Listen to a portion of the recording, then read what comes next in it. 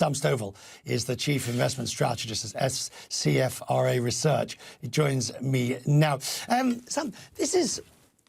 one of the reasons I really wanted to talk to you on today's programme, because the morning papers and the sort of morning reads are painting this as a titanic struggle between retail investors and institutional investors, hedge funds and the like. But we've seen this sort of thing before.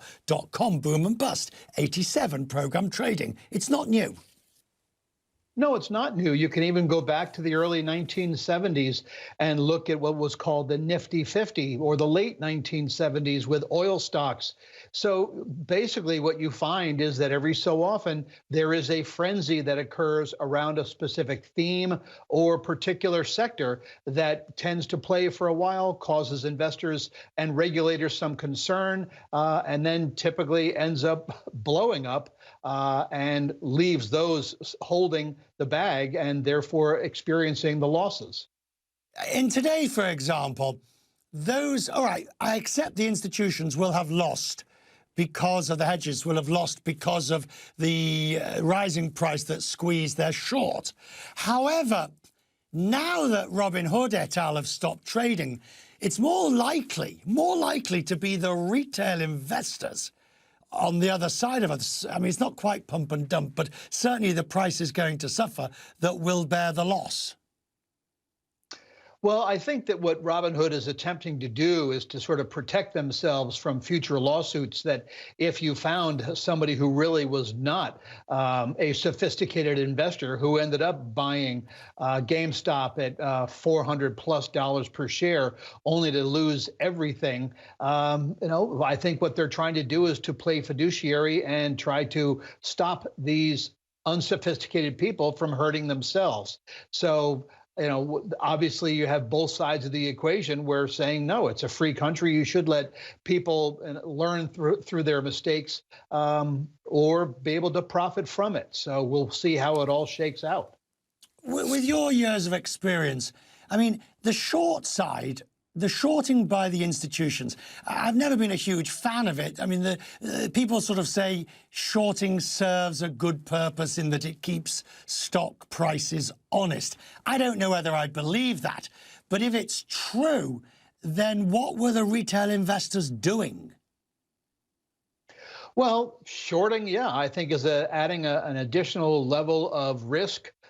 Making investing seem more like gambling, et cetera. It certainly does put unlimited risk, because prices can go to the moon upside and you can lose that amount if you are short that stock, whereas a stock can only go to zero if you buy it and you lose money. So I think what we're finding now is that the attempt is that regulators wanted to satisfy both sides in which to make a profit, and now are questioning whether they should be putting additional restraints.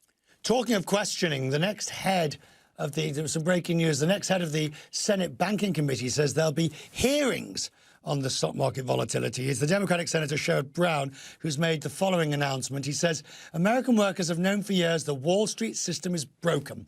It's time for SEC and Congress to make the economy work for everyone, not just Wall Street. The problem here is, Sam, I'm not sure I can work out from the senator's statement which side of it is broken. Is the broken bit that the institutions could short in the first place, or that the individual investors could cause such volatility, or that the platforms could shut the doors? Well, I think that's a good question, Richard. I don't really know what. I mean, if we are allowed to short, if individuals are allowed to buy, if the platforms are allowed to sort of regulate who does buy and sell, those all have to be looked into. I think it's basically because it's a brand new phenomena. Instead of crowdfunding, it's crowd trading. And I think the stodgy regulators aren't really aware of this kind of activity and want to make sure that they are aware of it, learn more about it, and don't regard it as market manipulation, which is the primary concern.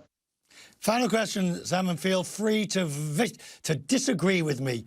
But do you agree with me or disagree that you know, the professionals, the institutions, the hedges, they may have lost the battle on GameStop, but they'll win the war in the market.